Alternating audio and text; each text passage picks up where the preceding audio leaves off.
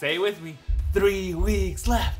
3 weeks left. We have literally 3 weeks left remaining until the launch of Andromeda's Edge. People, if you're not following the campaign page, I don't want you to miss out. So make sure you click on the link down below because this is gonna be one wild game. If it's not my most, am I allowed to say this?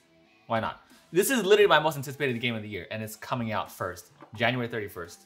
It's coming out first this year out of the campaigns that I've been following. It's coming out on January 31st.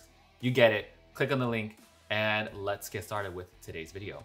So if you haven't seen the rest of this series, make sure you do because I'm diving head into combat today. We talked about developments already. We talked about the tracks over here.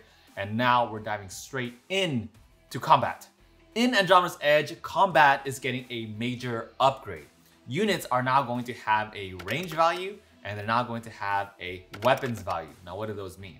So every unit starting off with this first one here. So let's grab this basic unit. This is a transport. They're not made for combat, of course, because they are made to build developments.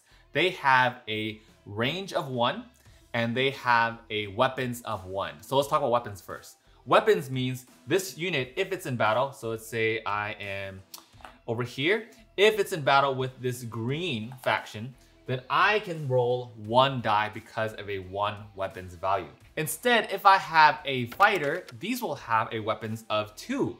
So 2 plus 1, that means I have a weapons value of 3. So I can roll 1, 2, 3 dice total. Now how combat works is when you roll these dice, it isn't the total value of all the dice, but rather the highest single value out of all the dice. Okay, so let's say green is gonna roll 1 die and yellow is going to roll 3 dice. We're looking at this combat section over here. So 2 for the fighter, 1 for the transport, and 1 for a green transport. And then I'm gonna go ahead and roll these dice. And we get a 5, 5, 2, and 1. So what I'm comparing is this 5 value versus that 1 value. Of course, yellow is going to win here. But if green got a 6, then green would have won regardless of how many other dice that the yellow rolled. It's the single highest value die. But there's a lot more than just that. You can also add in energy to spend in case you want to add more dice. Energy is going to be equivalent to swords and dwellings. So in this case, if green wanted to spend, let's say 2 energy, they can turn in 2 energy here to the resource pool, and then they'll grab 2 more dice and they can roll that on top of the 1 single die that they had for the 1 transport. So that had to deal with weapons. How many dice you get to roll depending on the ships that you have. And all ships have a different value of weapons. For instance, the heavy cruiser here, your most powerful ship, will get access to 3 dice versus the transport, which only had a single die for their weapon. Now, in this case, if we're looking back at this region over here, I also mentioned range. So even though pink is in this region with no one else inside this region, it can still initiate a fight with yellow, and then yellow would pull this ship over to this same planet. But since we are in space, there are ships from light years away that can literally teleport to other fights from all the way across the galaxy. So for instance, the heavy cruisers that I mentioned earlier, they have an ability called jump. Now how jump works is that they can actually go from anywhere on the map to that location. So yellow can actually recruit a heavy cruiser all the way from this planet over here because of the heavy cruiser's jump ability. So now you have a weapons value of 3 plus 1. Yellow will roll 4 dice. Pink will roll just 1. Okay, so we have weapons, we have range, we have a jump ability. Next up, what I think is the most interesting for me and what I find fascinating is the targeting system. And how targeting works is it allows you to re-roll. So this is your dice mitigator. So how targeting works is you're gonna look at the ships in the area. And depending on how many ships you have, that is going to be your targeting value. In this case, yellow has a targeting value of 1, 2, 3, which means yellow gets to re-roll anything that is a 2 or 1. Pink in this case will only have a targeting value of 1, so there are no re-rolls there. Okay, so in this case, pink has a 6 for that single transport ship. Now we'll go ahead and roll for yellow.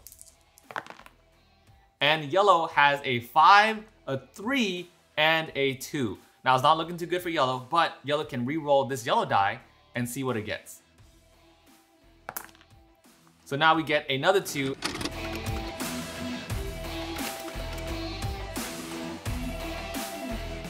And then that's it for yellow. So in this case, technically, pink would win. Now, what's also gonna happen is that every ship has 1 health, which means technically the transport would go to the scrapyard and the fighter would also go to the scrapyard as well. But some ships, depending on the type of upgrade that you get, also have shields. Shields allow you to take 1 damage without having that ship go to the scrapyard. And then they'd have to take another damage for them to actually be taken off the map. So the yellow heavy cruiser in this case would still be here. Now, if you happen to have developments in the area as well, each development is going to give you 1 extra combat die as well. And that is pretty much how combat works. So from there, if you won battle, then you get to go up the supremacy track. This is pretty much your combat track, and it's going to allow you to build obelisks. It's also going to allow you to gain these red combat tokens, which offer different rewards. Now here's an example of one resource that you can gain, which gives you a bunch of things at once. Now if you lose, your ships will go to the scrapyard. We'll talk more about the scrapyard later and other factions. But on your player board, there's a pretty cool catch mechanic. This one right here says tactical operations.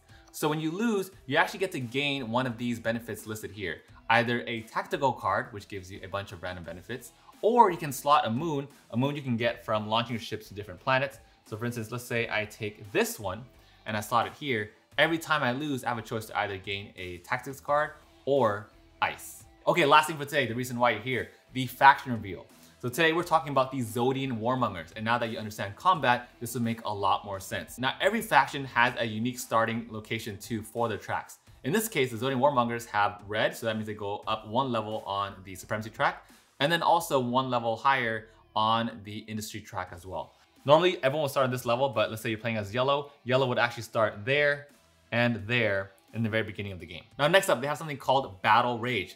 This one says, during battle preparations, if you have 1 or more ships in that active region, gain 2 energy. And when the battle ends, you lose 1. That means every time you fight them, they can potentially start out with 2 more dice than you. Yes, they are a very, very scary faction. And then the last ability is No Quarter. Now this one says, as a free action on your turn, once per turn, you may discard 1 diplomacy card in order to draw 2. Diplomacy cards, for the most part, let you end battle early, but the Warmongers are like, nah, we're here to fight. We're not here to make a agreement on ending battle, which makes the faction so much more fun and aggressive. So if you enjoy a hyper-aggressive, combat-oriented faction, one that's going to take advantage of the playing field early and just wreck ships, wreak havoc on the playing field, then this is going to be one faction that you are going to absolutely love. Last thing too, all factions are going to have a special ship. In this case, of course, the Zodian Warmongers are going to have an upgraded fighter ship, and this one is called the Deathclaw. The Deathclaw is going to have a targeting of +2, which means aside from them getting potentially +2 dice for every single battle, they're also going to have to be able to re-roll anything 2 or less, because they have their normal ships, which have a targeting value of 1, plus this one, +2, so at least, at the very minimum, a re-roll of anything below 3. And that's not all too, not just their offensive abilities, but they also, on top of that, have a shield. So they don't get a die in the first round either. They get +1 health on top of that. So they're super great offensively, they are great defensively, they're not ones that you want to fight. That wolf pack is a first look at the Zodian Warmongers, a faction that appeals to me the most so far out of the factions that I've got a chance to play with. But let me know in the comments below which one appeals to you the most so far. Is it the scrapyard utilizing Funganar Sporgots, the faction that just loves to absorb and utilize all the ships broken in the scrapyard? Or is it the merchant-oriented Tulsi Porters, all about the commerce track? You let me know in the comments below. I'm excited to see what y'all think, and I will see you all in the next faction reveal.